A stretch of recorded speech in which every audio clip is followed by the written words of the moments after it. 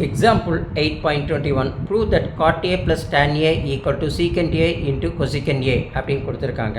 அப்போது கொடுத்துருக்கிறதுல left hand சைடில் கொடுக்குறது எல்ஹெச்எஸ் ஆகும், ரைட் ஹேண்ட் சைடில் கொடுத்துருக்கிறது ஆர்ஹெச்எஸ் ஆகும். நம்ம கன்சிடர் பண்ணிக்கிட்டு ஃபஸ்ட்டு கொடுத்துருக்கிற எல்ஹெச்எஸில் கொடுத்துருக்கிற cot A plus tan A அப்படின்னு போட்டுக்கணும். புரியுது இல்லைங்களா? அப்போ காட் ஏவை நம்ம ஸ்ப்ளிட் பண்ணி சிம்பிளிஃபைட் ஃபார்மில் எப்படி எழுதலாம்? காஸ் ஏ பை சைன் ஏ அப்படின்னு நம்ம போடலாம் இல்லைங்களா? அது போட்டுக்கிறோம். ப்ளஸுக்கு ப்ளஸ் போட்டுறோம். டேன் ஏவை எப்படி எழுதலாம்? Sine A by cos A அப்படின்னு எழுதலாம். அதையும் நம்ம இதுமாரி சிம்பிளிஃபைட் ஃபார்மில் எழுதிக்கிறோம். புரியுது இல்லைங்களா?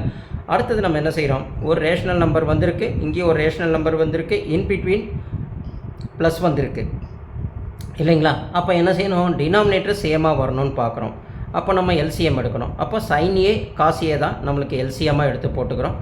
அதுக்கப்புறம் நம்ம ஷார்ட்கட் மெத்தடில் cos into cos cross multiplication பண்ணால் காஸ் ஸ்கொயர் தீட்டா அப்படின்னு போட்டுக்கிறோம். ப்ளஸுக்கு ப்ளஸ் போட்டுறோம். இங்கே சைன் ஏ, இங்கே என்ன இருக்குது? சைன் ஏ இருக்குது. அப்போ கிராஸ் மல்டிப்ளிகேஷனில் sine A into sine A என்னது? Sine square A.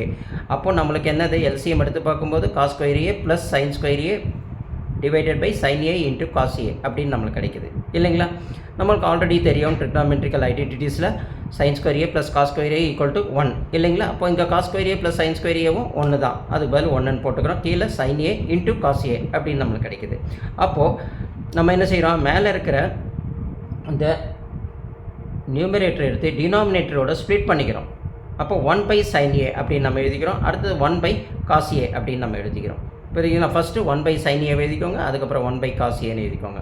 அப்போ 1 by sine A into 1 by cos A. 1 by sine A நம்மளுக்கு நல்லாவே தெரியும், கொசிகண்ட் ஏ. அதுக்கு பதில் கொசிகண்ட் ஏ போட்டுக்கிறோம். இன்ட்டுக்கு இன்ட்டு போட்டுக்கிறோம்.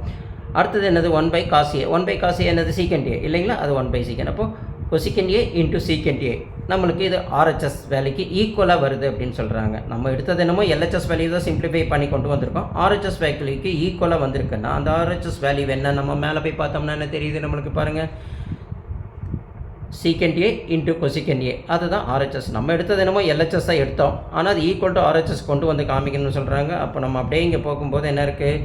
Cosecant A into secant A equal to RHS இல்லைங்களா? LHS equal to RHS, hence proved. இப்போ நம்மளுக்கு புரிய ஆரம்பிக்குது இல்லைங்களா?